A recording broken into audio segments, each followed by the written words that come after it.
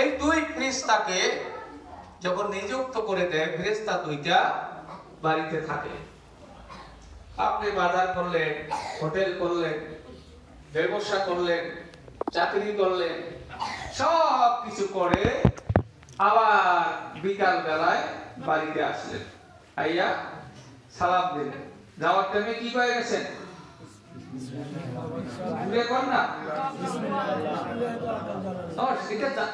আমলে আনবেন।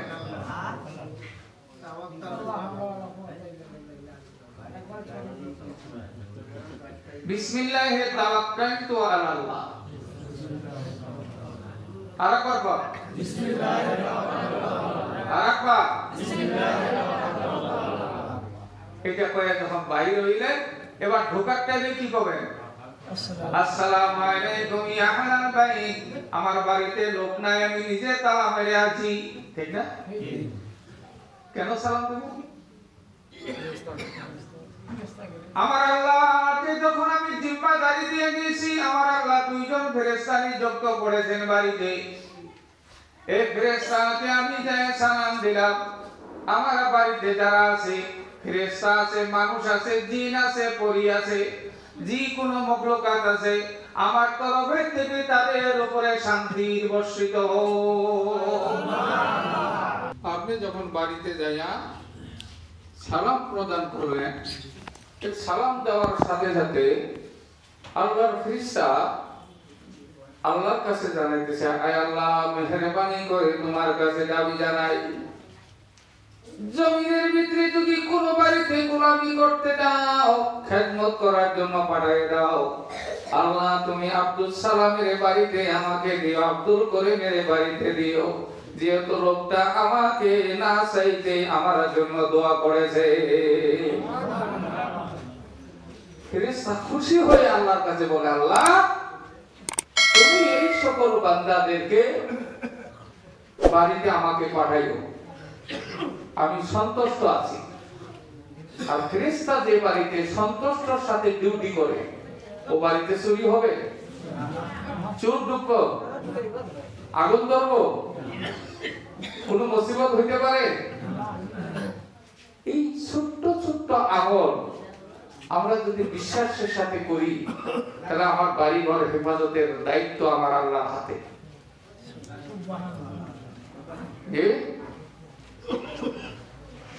গতিকে মনে রাখবেন, বাড়ি থেকে বাহির হওয়ার সময় কি কইবেন?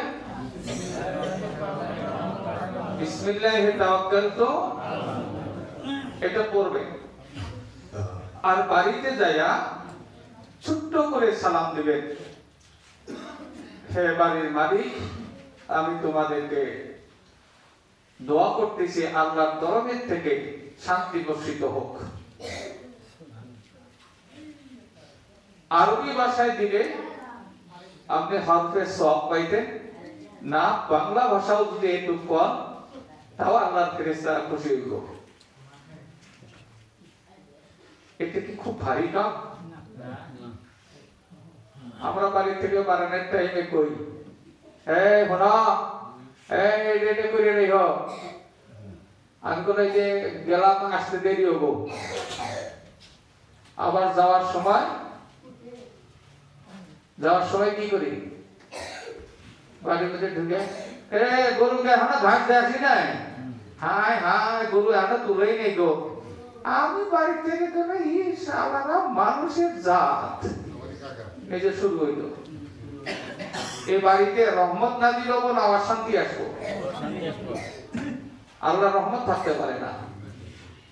সম্মানিত ভাইয়েরা, এই জন্য বললাম, নিজের বাড়িতে বাইর হওয়ার টাইমে আমার জান, আমার মাল, আমার সম্পদ, আমার ইজ্জত, আমার আবরু আমার আল্লাহর হাতে বুঝাই দিলাম। নো টেনশন, যা কিছু হয় আমার আল্লাহর তরফ থেকে হবে। ওইটার উপরে সবুর আনা ইমানি ফরজ, ইমানি দায়িত্ব। এরপরে বাড়িতে ঢোকার সময় যদি দেই, আল্লাহ ওই বাড়িতে বালা মুসিবত দিবে না।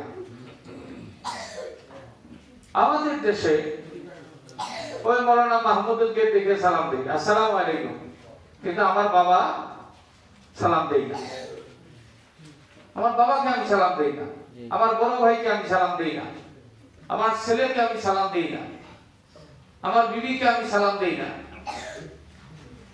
সালাম দেই কাকে? ও হাজি সাহেব, ও দেওয়ানি সাহেব, ও ইঞ্জিনিয়ার সাহেব, ও ডাক্তার, ও উকিল, ও শেখ সাহেব, এদেরকে সালাম দেই। সালাম মানে কি? শান্তি বর্ষিত করো আল্লাহ।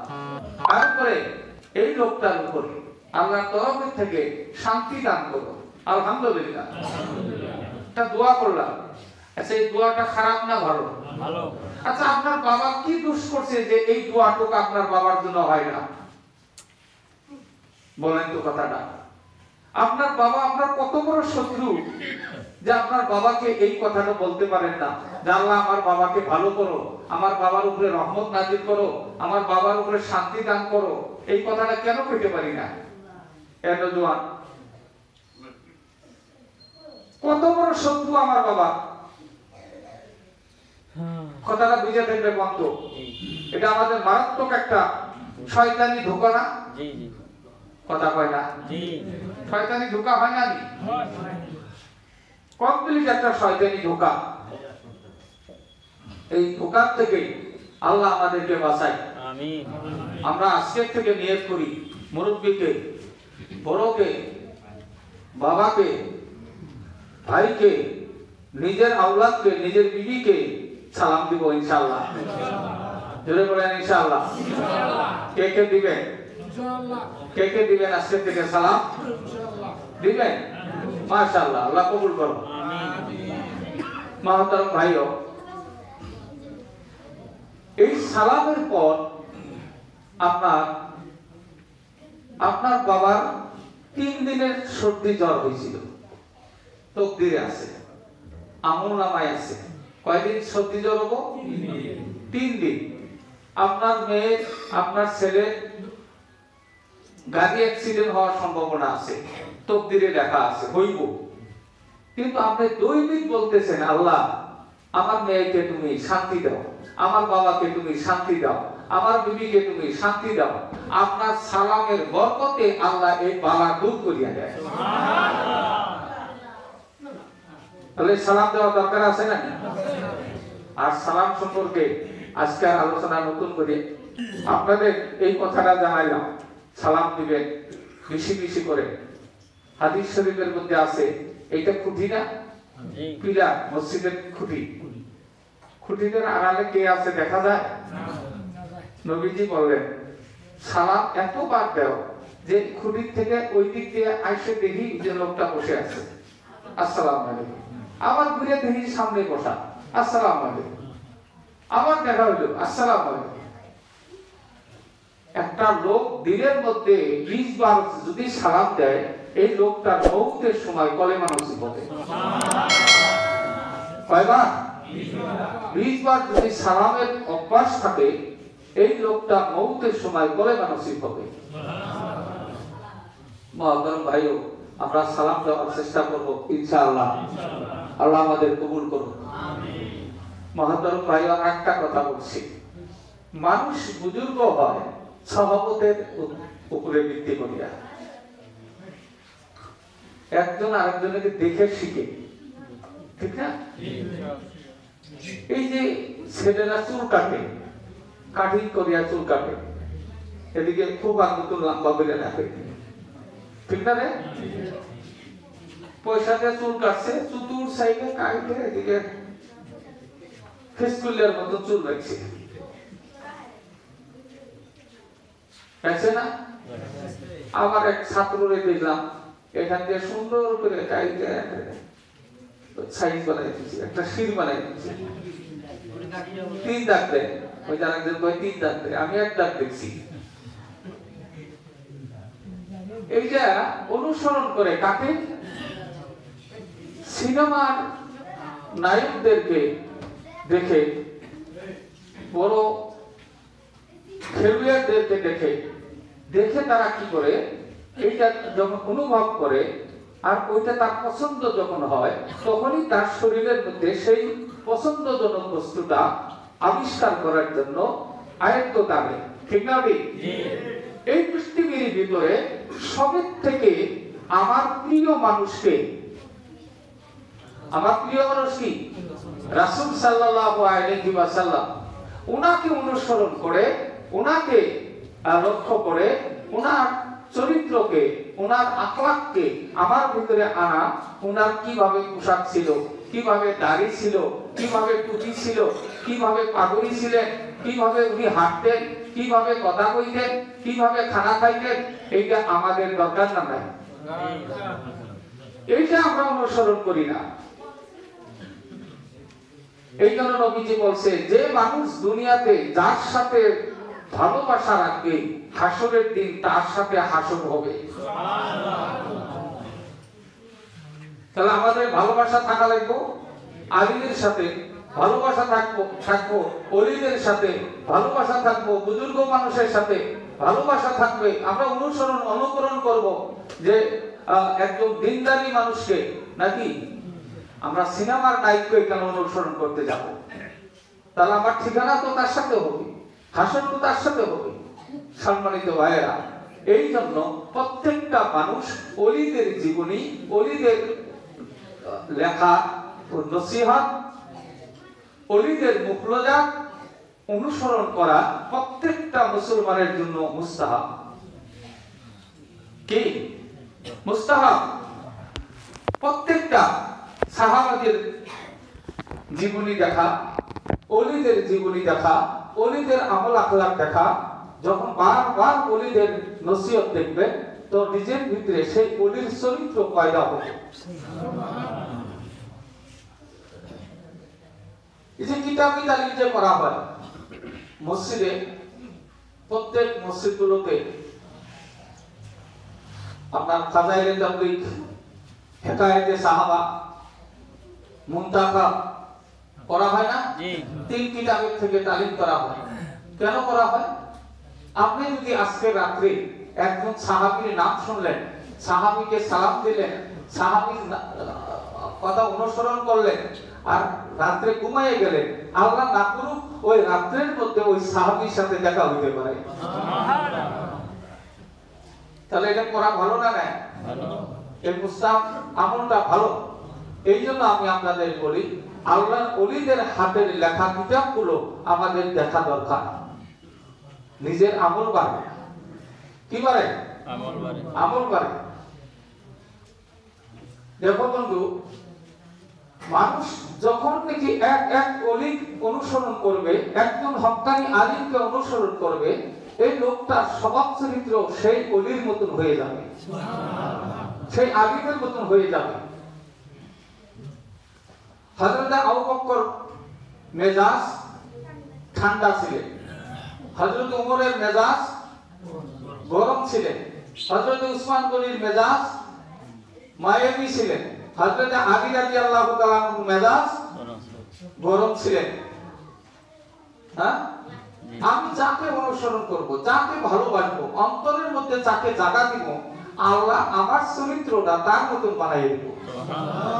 তাহলে এটা দেখা দরকার আছে না? না, জানা দরকার আছে না?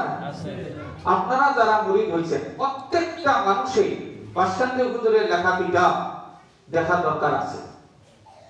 প্রত্যেকটা মানুষ, প্রত্যেকটা মুরিদেরই দরকার আছে। পড়া জানেন না, বাড়িতে রাখেন, নিজের বাড়িতে ছেলে মেয়ে আছে লেখাপড়া জানে, তাদের দিয়ে পড়া। এরপরও তো হুজুর কি লিখছে খুলি, একটু খুললেও তো আমল আসবো। এখন যেমন বাসকান্দি হুজুর রহমতুল্লাহ আলাইহি উনি বলতেন, প্রত্যেক দিনের আমল একটা মুরিদের 6 তাসবিহ থেকে নিয়া কি কি আমল, ফজরের সময় কি আমল, জোহরের সময় কি আমল, আসরের সময় কি আমল, মাগরিবে কি আমল, এশার কি আমল, তাহাজ্জুদে কিভাবে করবেন, সালাতুল হাজর কিভাবে করবেন, সালাতুল তওবা কিভাবে করবেন, সালাতুল শুকরিয়া কিভাবে আদায় করবেন, সালাতুল তাসবিহ কিভাবে আদায় করবেন, আপনার হাজতের নামাজ কিভাবে আদায় করবেন, ইত্যাদি ইত্যাদি আমল কিতাবগুলোর মধ্যে দেওয়া আছে। তা দেখা দরকার আছে না? জি। কয়টা আপনার উস্তাদের কাছ থেকে শুনে নেবেন, কয়টা নসিহত আপনার উস্তাদের কাছ থেকে শিখবেন। আমরা যদি এই কিতাবগুলো স্টাডি করি, পড়লে আমাদের এই আমলটা লাহে লাহে আসবে। যেমন ফজরের নামাজের পরে 20 বার একটা দোয়া করা লাগে, আল্লাহুম্মা বারিক ফিল মউত ওয়া ফিমা বাদাল মউত। এই দোয়াটা করা লাগে 20 বার। আমরা কয়দিনে করি? 3 বার করে করি না, 20 বার। ছোটবেলা হচ্ছে 3 বার। আর বহুত এরকম আমল আছে। দেখেন হুসাইন আহমদ মাদানী রহমাতুল্লাহর দাদি, ওনার দাদির কথা দেখছে কিতাবে। মার কথা রাখো, ওনার দাদির আমলের কথা দেখছে। ওনার দাদির কি আমল ছিলেন ওরাও মুরফুজাতের মধ্যে আসছে। ওনার দাদি দৈনিক 10 পারা কোরআন তেলাওয়াত করতেন। সুবহানাল্লাহ। কয় পারা? 10 পারা। আজকের যে এখানে অনেক হাফিজ আছে, কত কোন হাফিজ দৈনিক 10 পারা করে নাকি? আমি তো গ্যারান্টি দিতে পারি হাফিজরা যদি দৈনিক 3 পারা করে তেলাওয়াত কায়েম রাখে, এই হাফিজে কোরআনের নূর হয়ে যাবে। সুবহানাল্লাহ। তারাবি নামাজের জীবনও খারাপ থেকে ওই লুকমার জন্য অপেক্ষা করবে না, আর এত মেহনত রমজানে করা লাগবে না। যদি 3 পারা করে দৈনিক তেলাওয়াতের মধ্যে অভ্যাস থাকে, সে আল্লাহর ওলি হয়ে কবরে যাবে। সুবহানাল্লাহ। এই আমলগুলো কিতাবের মধ্যে লেখা আছে, হুজুরের লেখা কিতাব সালাসিলা তৈয়বা বাংলা ও এসামিসে দেওয়া আছে। আর আসলে কিতাব জানো না, এই কিতাবগুলো যদি 2 টাকা যায় ঘরে রেখে দেয়, পড়লে লাভ হবে। যদি কারো দরকার একটা করে দিবেন, 100 করে টাকা, 100 টাকা দিবেন।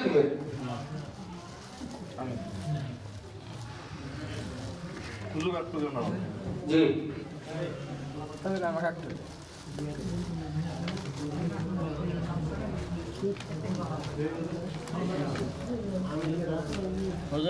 টাকা জমা দেন।